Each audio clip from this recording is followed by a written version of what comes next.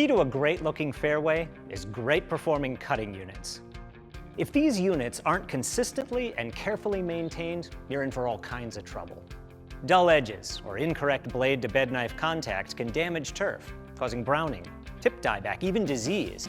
So it's important to keep your blades sharp and your contact properly set. Here are 3 maintenance tasks that'll help you do that. First up is grinding. There are different grinding techniques that you can use to keep your reel blades and bed knives sharp. Next is backlapping. This helps maintain a proper edge between grinding. And finally, you need to make sure you have the right amount of contact between your reel blades and the bed knife. We'll talk about grinding and backlapping later, but for now, let's concentrate on contact.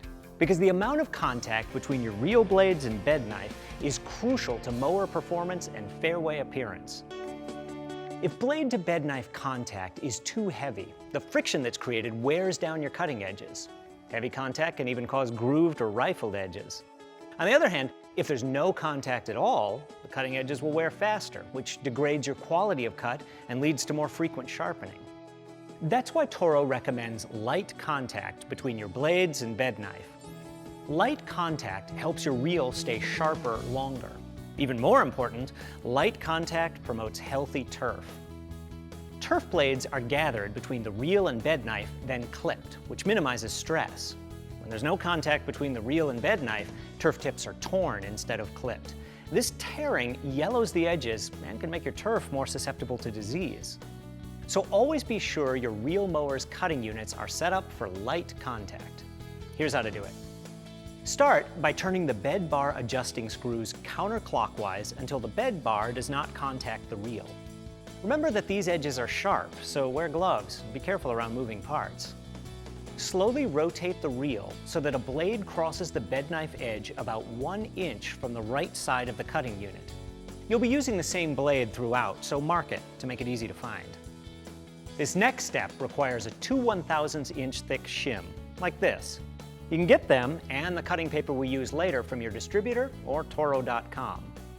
Slide the shim between the blade and bed knife edge at the crossing point. Then turn the right bed bar adjuster clockwise until you feel light pressure or drag on the shim. Then back off the bed bar adjuster 2 clicks. This provides clearance when you adjust the other side. Slowly rotate the reel until that same blade starts crossing the bed knife about 1 inch from the left side. Slide the shim between the bed bar and blade and turn the left bed bar adjuster clockwise until you can feel light drag. Remember that adjusting one side affects the other, so go back to the right side and adjust as necessary to get light drag on the shim. Repeat these steps until you feel light drag on both sides, but one clockwise click will prevent it from passing.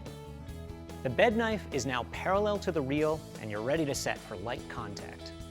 Do this by simply turning each bed bar adjuster clockwise 2 clicks. Next, you can test the unit's cutting performance using paper. For consistency, it's important to always use the same paper thickness. Toro recommends a thickness of 35 1/1000 of an inch and provides performance paper for this purpose. Hold the paper perpendicular to the bed bar and insert it between the reel and bed knife. Then slowly rotate the reel forward. It should cut the paper cleanly. If the paper isn't cut cleanly or it requires excessive contact, it's time for a backlap or grind. We'll tackle those topics in the next section.